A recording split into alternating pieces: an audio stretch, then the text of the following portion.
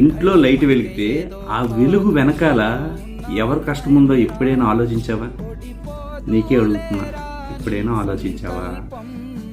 ఉదయాన్నే లేవంగానే ఒంట్లో ఉన్న కష్టాలు, మనిషికున్న బాధలు గుర్తొచ్చి లేవబుద్ధి కాదు. కానీ మళ్ళీ తన కుటుంబం గురించి, తన బాధ్యతల గురించి గుర్తొస్తే మళ్ళీ అడుగు బయటికి వేయాలనిపిస్తుంది. బయటికి వెళ్ళి పోరాటం చేయాలి, తప్పదు.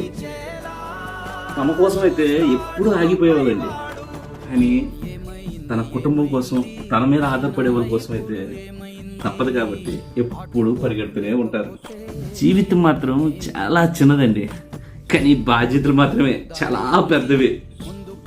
నవ్వు చాలా చిన్నది, చాలా తక్కువ, కానీ ఆశ మాత్రం చాలా పెద్దది.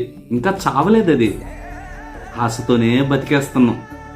ఈ బ్రతుకు బండిని లాగుతున్నది తన కోసమే కాదండి, తన మీద నమ్మకం పెట్టి ఉన్న వాళ్ళ కోసమే. మీకే చెప్తున్నా, అర్థమవుతుందా?